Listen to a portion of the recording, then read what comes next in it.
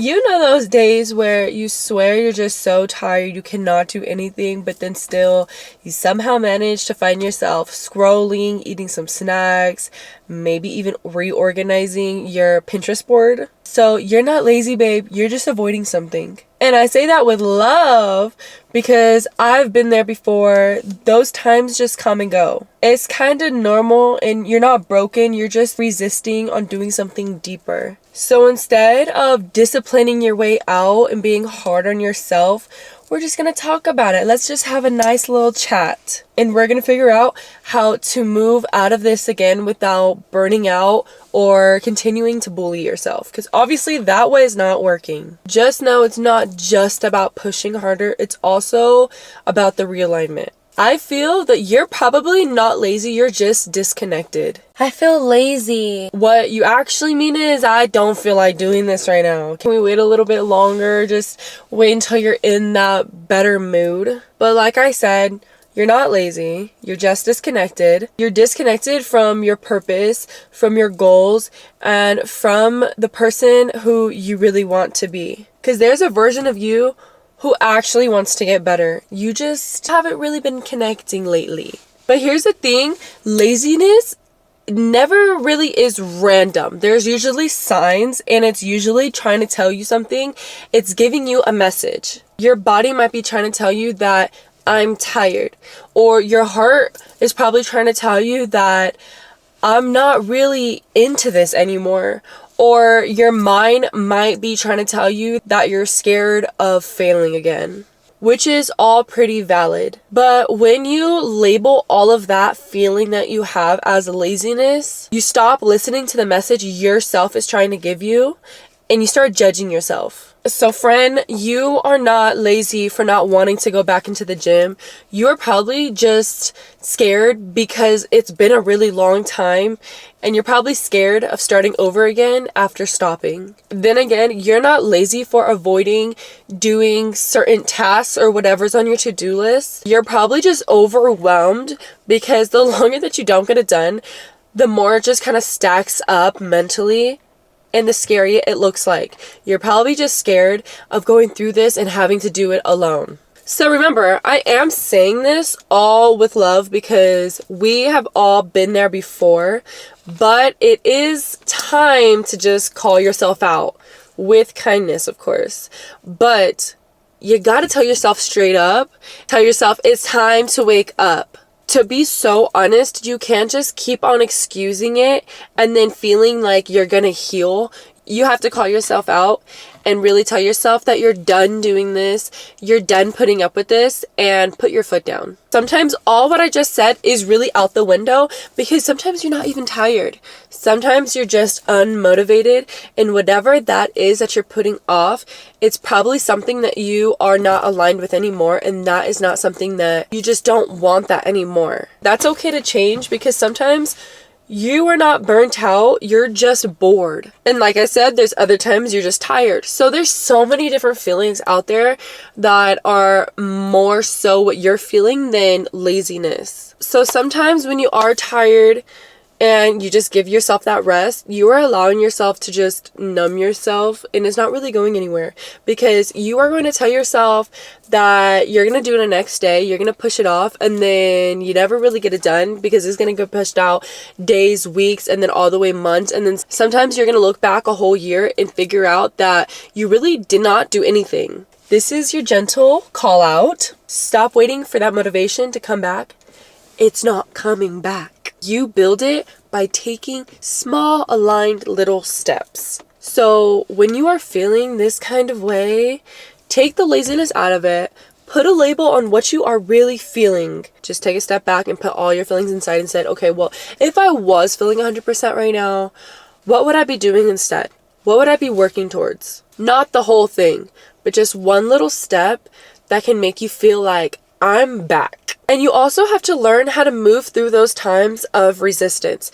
You can't just let yourself or those bad emotions hold you back every single time. You're not going to get anywhere, and that is what sets you apart from the rest. You got to make this practical because forcing yourself all the time does not really work long term. It's not going to last. So here's how you should move yourself through this resistance when times do get tough. Number 1 is make the start ridiculously small.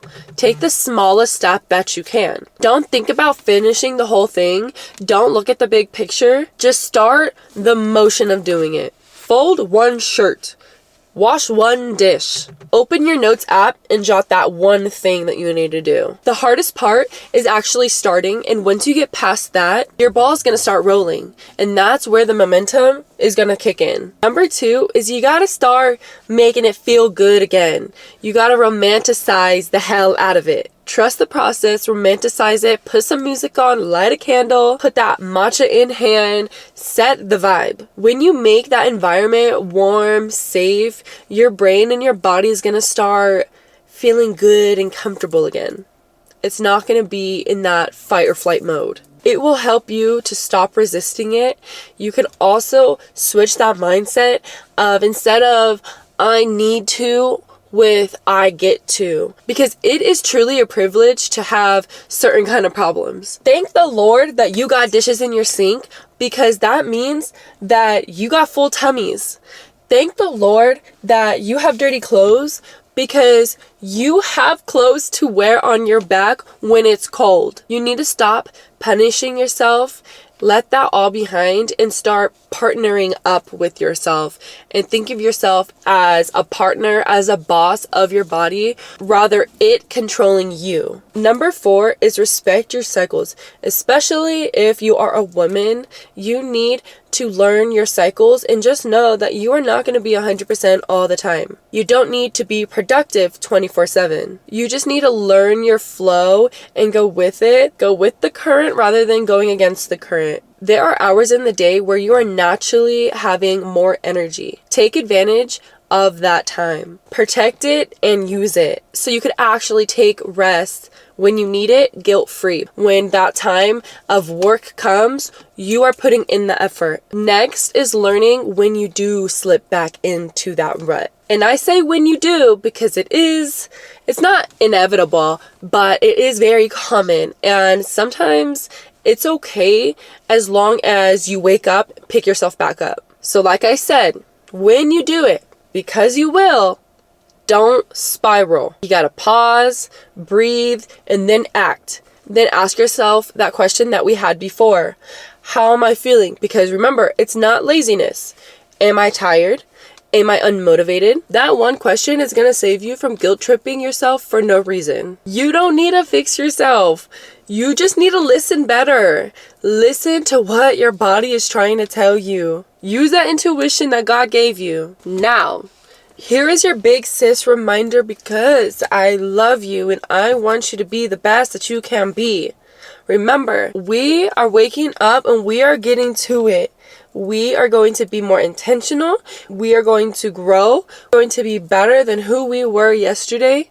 We're not soaping in those sorrows. Okay, so now remember this. You are not lazy. You are human, and you've spent so long of you forcing yourself that you forgot what flow feels like. Growth doesn't mean grinding hard until things get right. That's gonna leave you empty and very quick to burn out. It really means trusting yourself to know when it's go time and when it's time to slow down, when it's time to move and when it's time to rest. So when you feel those high points, get to going.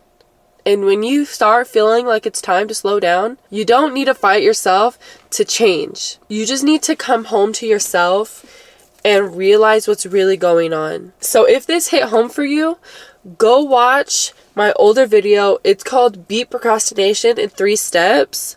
If you love this, you're definitely gonna love that one. It's the perfect follow-up to help you stay aligned again. And if you're on your growth journey, subscribe to your girl, because that is something that I touch about every single week. We are here to grow, be more intentional, be more confident, be 1% better every single day. And we're doing this the calm, confident, grown women way. Thank you so much for watching the video. Give it a thumbs up and leave a comment down below. I would love to know your thoughts, what you're struggling on, what you're going to do this 2026, what topics you would like me to touch on more, and Let me just get to know you. Let me know who I'm talking to. Where are you from? And another one is, what are you doing while watching this video? I'm always curious. What are they doing? Are they watching it on their phone, on their computer, on their TV? Are they doing dishes? Are they doing chores? Are they doing stuff they're supposed to be doing? Are you going to sleep? Are you in the shower? Like, what are you doing when you're watching my video? I'm so curious. And until next time, bye.